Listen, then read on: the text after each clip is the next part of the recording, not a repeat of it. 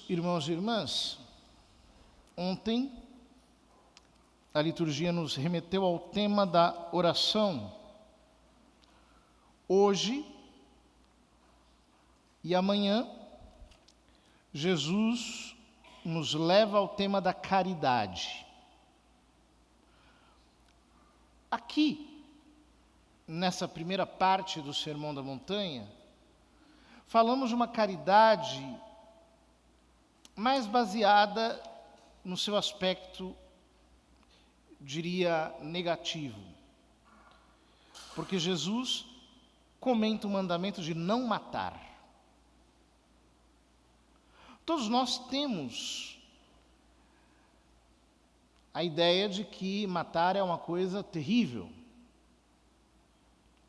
E é impressionante como nós, às vezes, até nos orgulhamos disso. As pessoas dizem, eu nunca matei, eu nunca roubei, como se fosse um direito, fosse algo digno de ser feito. Não.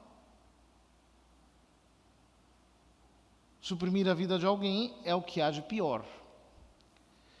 Porém, por detrás do mandamento de não matar, existe uma raiz, que é o que leva ao desejo e à ação homicida.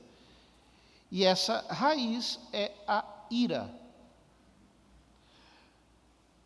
Jesus diz, todo aquele que se ira contra o seu irmão, será réu em juízo. Ou seja,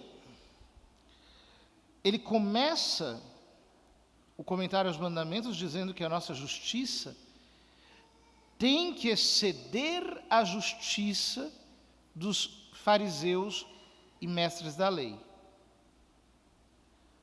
Exceder, não do ponto de vista exterior, mas do ponto de vista da interioridade. Ou seja, tem que ser um mergulho que nos leva até os princípios últimos e práticos da lei de Deus. Ou seja, quando eu me enraiveço, quando eu me encolerizo, eu estou começando a matar o meu irmão. Porque o que é a raiva? A raiva é um desejo de supressão. Eu não quero aquela pessoa ali. Eu quero, por causa da minha aversão, retirá-la das minhas vistas. Eu me insurjo contra ela. E me levanto com a atitude decidida de, se a minha paixão, se o meu sentimento pudesse chegar à sua conclusão, suprimi-la diante de mim. Isso é a raiva. Quando você está no trânsito e o motorista te corta e você fica com raiva, o que você está dizendo emocionalmente? Por que este cara não sai daí? É isso. Ora, nós, muitas vezes, nos limitamos a tratar os nossos atos de agressividade desde a perspectiva exterior. Ao contrário, Jesus começa pelo coração.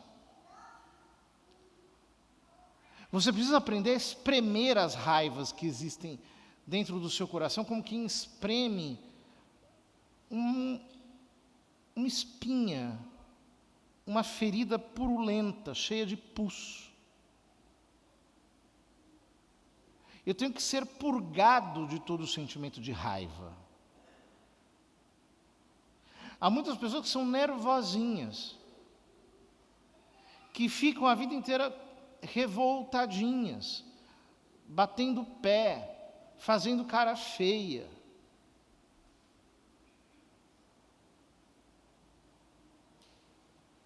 Ora, nós precisamos espremer essa raiva para fora.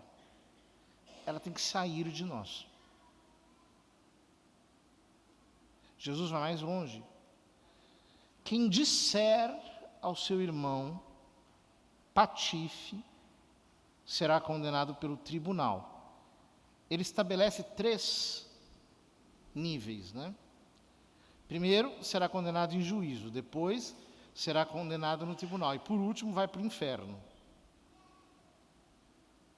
Mas ele está dizendo, quem passar da raiva para a verbalização da raiva, que se dá através do xingamento, através de palavras de ódio, através de palavrões, de gestos de raiva, de atitudes, quem passar do sentimento para isso,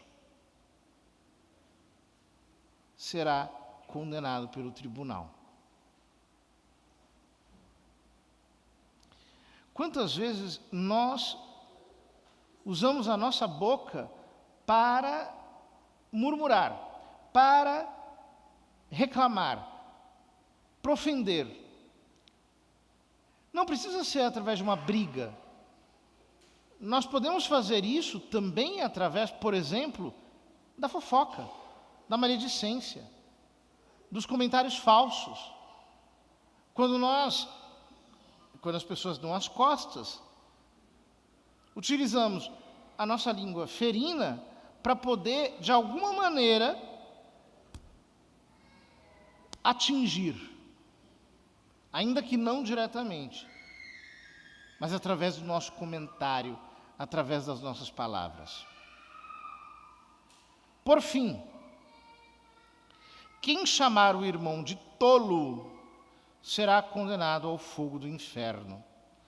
Essa palavra é a palavra raka, no aramaico. É uma espécie de palavrão que significa nada. Como se você chamasse alguém de seu nada. Você esvaziasse aquela pessoa de sentido. É como se você estivesse matando. A gente faz isso quando coloca os outros no ostracismo, quando bota os outros na geladeira, quando ignora as pessoas, quando a gente vira o rosto, quando a gente deixa de falar com alguém e exclui aquela pessoa do nosso convívio. Isso é chamar de raka. Queridos irmãos, Jesus disse que quem fizer isso vai para o inferno. Nós temos que nos examinar. Quais são os sentimentos de raiva que nós temos? Quem são aquelas pessoas que nós detestamos? Aquelas que nós dizemos, eu não quero nem olhar para a cara dela. Eu já decidi, eu sei que ela é uma pessoa manipuladora, má. Não quero conviver. Ela não presta. Não gosto dela. Nós temos que identificar aquelas pessoas contra quem usamos a arma da nossa língua. Então nós ficamos ali nos dedicando a murmurar, a comentar os defeitos, e o que acontece é que este esporte de o tempo todo falar dos defeitos alheios, muitas vezes é um mau hábito desgraçado que as pessoas aprendem até de família. Tipo, ficar metendo apelido nos outros, ficar chamando os outros disso ou daquilo. Uma hora, vamos ser flagrados. Alguém vai nos identificar. Quem são as pessoas de que nós falamos mal?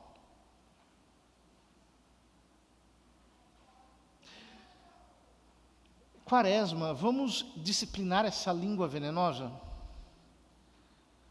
Jogar esse veneno para fora. Ao invés de ficarmos criticando, isso não é penitência, não. É importante isso. Né? Tem gente que fala assim, a minha penitência de quaresma é não fofocar. Como assim? A gente oferece penitência daquilo que é lícito fazer e a gente não faz porque é penitência. Então é lícito almoçar, não vou almoçar por penitência. É lícito dormir 8 horas, vou dormir 6 horas por penitência. É lícito dormir até as 8 da manhã, mas vou acordar às 4 por penitência. Falar mal dos outros é pecado. Isso não é penitência, deixar de falar mal dos outros. Portanto, nós temos que tirar o veneno de dentro de nós. Precisamos purgar a nossa alma de todo o ódio, de toda a raiva. Por quê? Veja, Jesus diz no Evangelho que se alguém chega diante do altar para fazer a sua oferenda e alguém tiver algo contra ele, tem a obrigação de se reconciliar. Não adianta nada você jejuar se o seu coração estiver cheio de raiva. Se você quiser a vida inteira ficar dando troco nos outros, querer comprar briga, querer de alguma maneira agredir, ainda que não diretamente. Não adianta nada.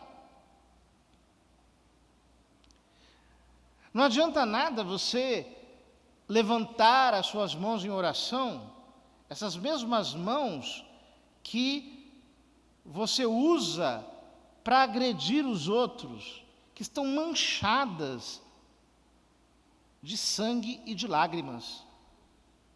Não. Essa língua que recebe a Eucaristia não pode ser uma língua manchada pela maledicência, uma língua manchada pela fofoca, pelo xingamento. Aí você me diz, como é que eu faço para gostar daquela pessoa que é insuportável? Aquela pessoa que me dá todos os motivos para eu ter raiva, que me detesta, que me persegue. A primeira coisa que eu tenho que entender, querido, é que se ele está fazendo isso, é porque ele é uma fera ferida. Ele tem machucaduras muito profundas na sua alma. Essa pessoa tem uma alma imortal. Jesus morreu por ela. Ele quer que essa pessoa se salve. Ela quer que ela esteja ao seu lado no céu. Jesus te manda perdoar porque se ele agride é porque ele tem medo. Está tentando se defender da vida, mas ele sabe a vulnerabilidade que existe dentro dele, o quanto ele é frágil. Troque o pensamento de raiva pelo pensamento da fraqueza, da limitação, da ferida, do sofrimento, da incapacidade. E aí você vai ter compaixão. Jesus diz que se ele tem algo contra você, você vai lá para se reconciliar com ele. Aí você vai, inclusive, tendo feito esse caminho mental, esse caminho psicológico, você vai conseguir ir lá e falar, olha, essa criatura é tão ferida que se eu não for lá para me reconciliar, essa guerra não acaba. Então eu vou, embora quem tem algo contra mim é ele e não eu. Eu preciso espremer toda a raiva que está dentro de mim, tem que sair. E nós temos muita raiva guardada. Muita revolta. pelo que não deu certo, pelo que não aconteceu, pela oportunidade que não nos deram, pelas vezes que nos sacanearam, pelos sonhos que nós perdemos, pelas dificuldades que nós enfrentamos na nossa história, na nossa família, pelas privações que tivemos de suportar, pelas doenças que chegaram na nossa vida, pelas traições pelas quais sofremos, por todo tipo de dívida que fizeram e que, de alguma maneira, nos prejudicaram, nos lesaram economicamente. Nós temos muita raiva guardada por baixo de uma máscara de bondade e de santidade. Tem muita raiva aí. E ela precisa ser tirada daí de dentro. E só um pode fazê-lo: Cristo. A boa notícia é que Ele quer fazer isso, derramando o seu amor e fazendo-nos receber vida plena que só Ele pode dar. É uma vida espiritual, é aquilo que nós desfrutaremos na Páscoa. Para já, que nós façamos o exercício de desterrar do nosso coração todo e qualquer sentimento ruim, porque este é o princípio de vida, de ressurreição. E se nós não o fizermos, a graça não pode viver em nossa alma.